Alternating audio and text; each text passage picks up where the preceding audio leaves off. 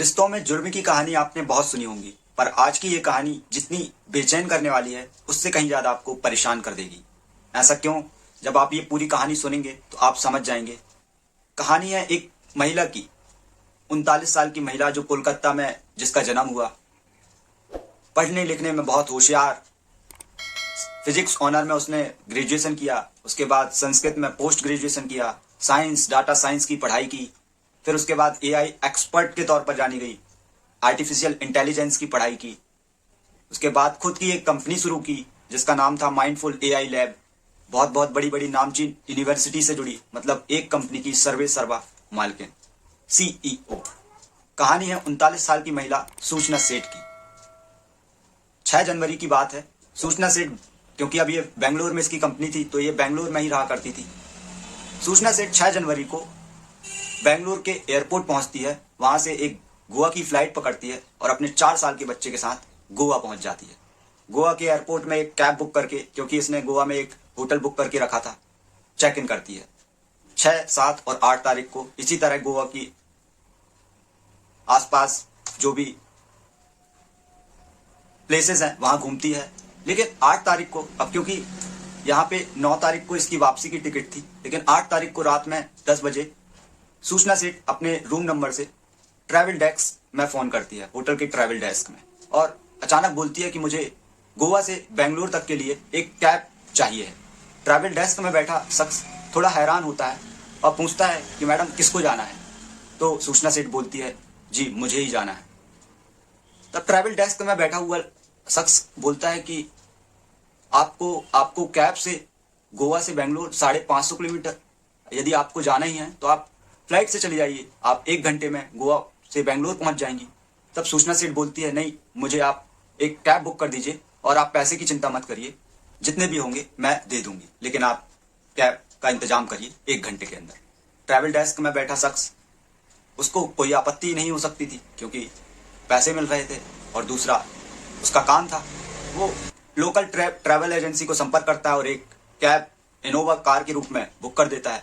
रात 1 बजे 9 तारीख को सूचना सेठ अपने सूटकेस के साथ उस होटल से चेकआउट करती है और ट्रैवल एजेंसी के थ्रू, क्योंकि उसने एक कैब बुक करा रखी थी, कैब सामने थी होटल के, होटल स्टाफ उसको छोड़ता है और साथ ही कुछ टिप्स भी देती है सूचना सेठ होटल स्टाफ को, और कैब पर बैठकर गोवा से बेंगलोर तक का सफर शुरू कर देती है। अब रात में क्योंकि 1 बज चुके थे तो होटल स्टाफ भी सो जाता है। सुबह उठकर, अब क्योंकि सभी साफ सफाई, जो भी कमरे खाली हुए होते हैं तो क्लीनिंग स्टाफ जाकर साफ सफाई करते हैं, और अमूमन तौर पे ये होता है कि सुबह सुबह लोग घूमने भी निकल जाते हैं तो वो सही वक्त होता है साफ सफाई करने का। उसी तरह डेली रूटीन की तरह एक क्लीनिंग स्टाफ सूचना सेठ के कमरे पर भी पहुंचता है, साफ सफाई करता रहता है। लेकिन अचानक उसे दिखता है फर्श में कुछ खून की बूंदें पड़ी हुई हैं। वो देखकर थोड़ा परेशान होता है, लेकिन अब क्योंकि क्लीनिंग स्टाफ को इस तरह से ट्रेंड किया जाता है कि ये सारी, यदि आपको चीजें दिखती हैं तो आपको तुरंत सीनियर स्टाफ को इन्फॉर्म करना होता है, उसी तरह वो करता है, अपने एक होटल के सीनियर मैनेजर को बताता है। जब सीनियर मैनेजर उस रूम पर चेक करता है तो वाकई में वहां पर कुछ ब्लड्स के निशान पड़े हुए थे फर्श पर। सीनियर मैनेजर होटल के वहां के पास के पुलिस स्टेशन में इस बात की जानकारी देता है। पुलिस की टीम भी सावचेत होकर उस होटल पर पहुंचती है और देखती है तो वहां पर कुछ खून के ब्लड्स के निशान पड़े हुए थे। तब पुलिस होटल के स्टाफ से पूछती है कि यहाँ पर कौन रुका हुआ था। तब होटल का एक सीनियर मैनेजर आकर बताता है कि यहाँ पे बेंगलोर से आई एक महिला 39 साल की सूचना सेठ रुकी हुई थी, जो कल रात में 1 बजे करीब चेकआउट कर दिया है। और दूसरी बात जब वो बताता है तो पुलिस थोड़ा सा हैरान हो जाती है कि कल रात में उन्होंने चेकआउट करने के बाद एक कैब भी बुक किया था हमारे होटल के थ्रू, और वो गोवा से बेंगलोर तक का सफर तय कर रही हैं बाया कार। थोड़ा परेशान होती है पुलिस, क्योंकि उसे लगता है कि एक महिला 39 साल की रात 1 बजे गोवा से बेंगलोर 550 किलोमीटर एक कार से जा रही है। तब दूसरी वहां पर एक चीज और होटल का स्टाफ बताता है कि जब वो आई थी तो अपने एक 4 साल के बच्चे के साथ आई थी, लेकिन जो वो जा रही थी तो सिर्फ उनके पास एक मात्र सूटकेस था, बच्चा साथ में नहीं था। पुलिस की टीम सीसीटीवी फुटेज को खंगालती है तो सच में वहां पे 6 तारीख को जब वो सूचना सेठ वहां पर आई थी तो उसके साथ एक 4 साल का बच्चा था, और 2-3 बार जब वो बाहर आई गई तब भी वहां पर दिख रहा है, और 8 तारीख को शाम को भी वह आते हुए दिख रहा है। लेकिन जब वो चेकआउट कर रही थी सूचना सेठ इस होटल को तो उसके साथ कोई बच्चा नहीं था, सिर्फ एकमात्र सूटकेस था। पुलिस की टीम होटल के स्टाफ से उस ड्राइवर का नंबर लेती है और फ़ोन लगाती है उस ड्राइवर को। ड्राइवर को फ़ोन लगाने के बाद ड्राइवर से बोलती है कि आपके पीछे जो लेडी बैठी है आप उनसे हमारी बात कराइए। ड्राइवर सूचना सेठ को फ़ोन देता है। पुलिस की टीम वहाँ से बात कर रही थी।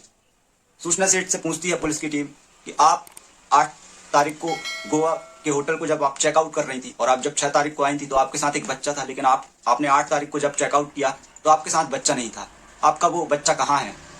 सूचना सेठ बेखौफ अंदाज में एक जवाब देती है पुलिस को कि वह गोवा के एक रिलेटिव हैं वहाँ पे उसके जानने वाले, उनके यहाँ पे रुक गया है। अब क्योंकि मैं बाया कार बेंगलुरु सफ़र तय कर रही हूँ, बेंगलुरु तक का 550 किलोमीटर का, तो वो मैं परेशान हो जाता तो मैंने वहाँ पे छोड़ दिया और अब वो कुछ दिन बाद वहाँ पर आ जाएगा। साथ ही साथ सूचना सेठ एक पता भी देती है गोवा का और बोलती है कि आप यहाँ पे जाकर चेक कर सकते हैं।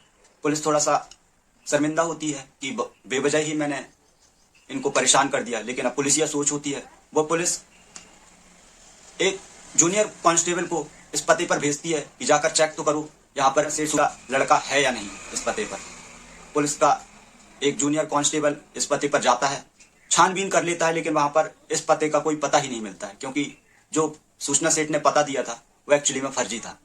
जब police junior constable senior police को इस बात की इत्तला देता है तो उसके भी कान खड़े हो जाते हैं। इस बार पुलिस की टीम फिर उस ड्राइवर को फोन लगाती है और बहुत ही दबी आवाज में ड्राइवर से कहती है कि आप अभी कहाँ पहुंचे हो।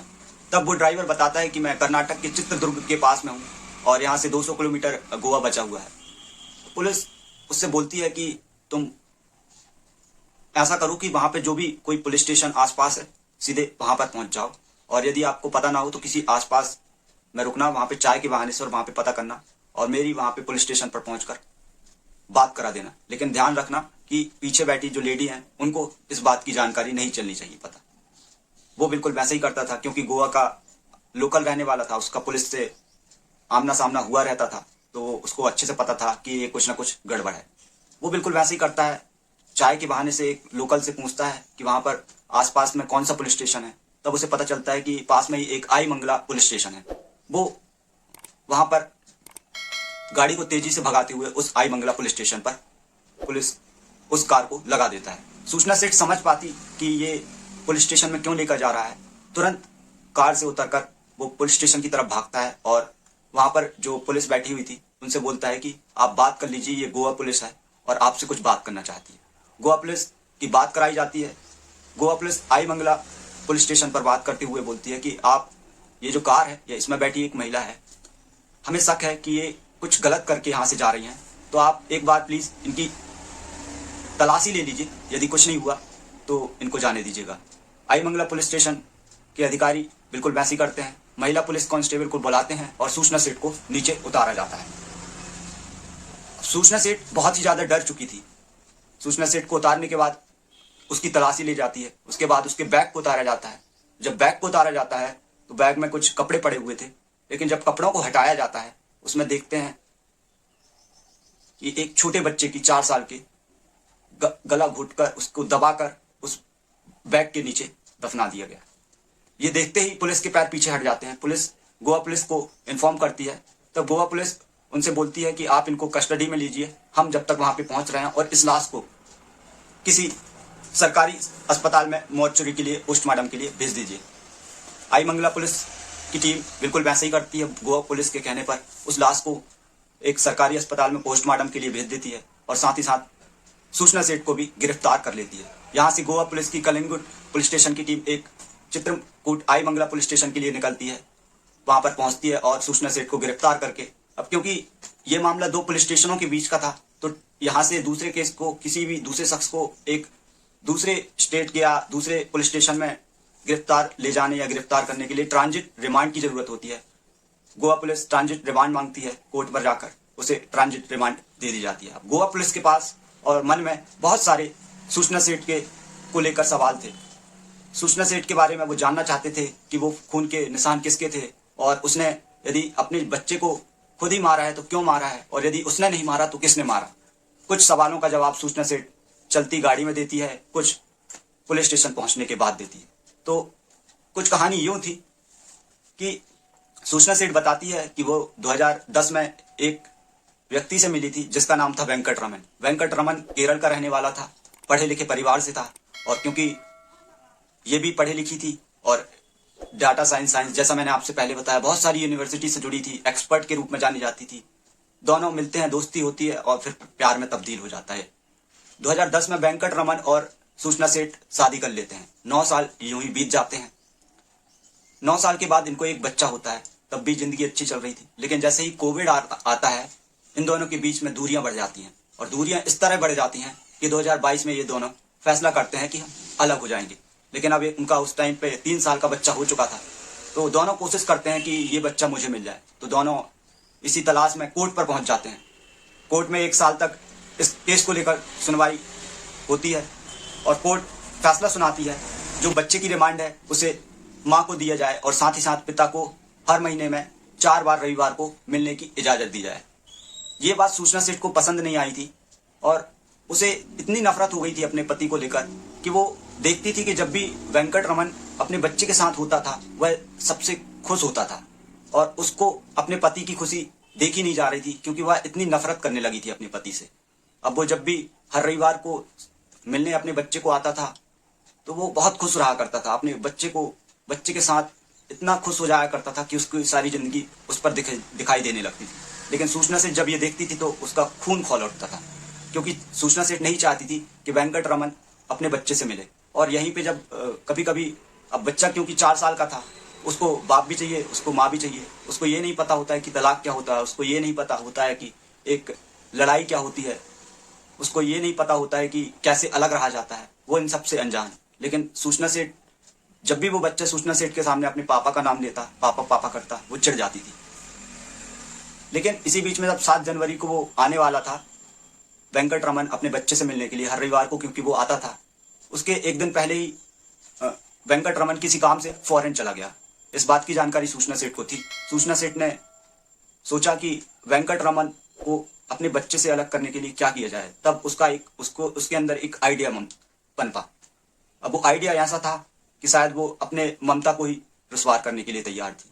वो ये भूल गई थी कि वो इतनी नफरत की आग पर झुलस रही थी कि यदि उसको अपने ममता का गला भी घोटना पड़े अपनी पति की नफरत के लिए तो वो उसमें भी पीछे नहीं हटेगी। उसने एक दिमाग लगाया कि गोवा में जाया जाए और साथ ही साथ वहां पर इस बच्चे को मार दिया जाए और लाश को दफना दिया जाए ताकि वेंकट रमन को मिलने वाली खुशी भी इस दुनिया में न रह जाए। लेकिन अफसोस वो जाती है, गोवा जाती है। गोवा जाने के बाद वहां पर बच्चे का तकिया से दबाकर हत्या करती है और उसके बाद बैग में उस लाश को पैक करके, अब क्योंकि गोवा उसके लिए अनजान था, वहां पर जगह जगह सीसीटीवी फुटेज लगे हुए थे, तो वो फैसला करती है कि इस लाश को बेंगलुरु में जाकर दफना देगी। लेकिन उससे पहले वो जा पाती, वो पकड़ी गई। और यहाँ पर दाद देनी होगी उस क्लीनिंग स्टाफ की भी, जिसने समय रहते होटल के स्टाफ को, सीनियर मैनेजरों को, और सीनियर मैनेजर ने पुलिस को, और उसके बाद सबसे बड़ी बात उस पुलिस ने भी तुरंत एक्शन लिया जिसकी वजह से ये केस सॉल्व हो गया। और ये तरह से पुलिस ने काम किया फौरन पर। यदि थोड़ी सी ढील हो जाती तो शायद 200 किलोमीटर बचा हुआ था बेंगलोर, सूचना सेठ वहां पर पहुंच जाती और शायद फिर ये केस कभी ओपन ही नहीं हो पाता। तो ये रही आज की कहानी। अब कैसे कोई अपने ममता का गला घोट सकती है, इसकी जीती जागती मिसाल इस कहानी पर देखने मिलती है। आई होप आप लोगों को ये वीडियो पसंद आई होगी और उम्मीद करता हूँ इसी तरह से मैं आपको कहानी सुनाता रहूँ, आपका दिल जीतता रहूँ। मेरा नाम है सचिन।